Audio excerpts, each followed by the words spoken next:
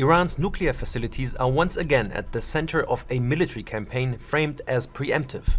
But experts say one of the biggest open questions has remained unanswered since last year's 12-day war. How much enriched uranium Iran still has and where that material is at right now. And you're talking about 440 kilograms of uranium, which is enough for about 10 to 12 bombs. We don't know the status of that material. Israel says that threat could not be left unchecked. They're totally fanatic about this, about the goal of destroying America. If no action was taken now, no action could be taken in the future. But hold on, didn't those sites already get bombed last year? We obliterated the regime's nuclear program at Fordow, Natanz, and Isfahan. So what is the real state of Iran's nuclear program? Is it degraded, damaged, or this time truly destroyed? The Iranian enrichment facilities, and they had 3 declared facilities, one at a place called Fordow and 2 at a place called Natanz. Those facilities have been extensively bombed. In the meantime,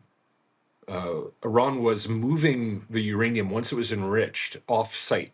We don't know if Iran has unburied that material and moved it elsewhere, if it's still buried there, how much uranium is still at the bombed facilities in Natanz and Fordow. Benjamin Netanyahu and Donald Trump have both framed the threat as imminent, but claims that Iran was just days away from building a nuclear bomb have been made for years.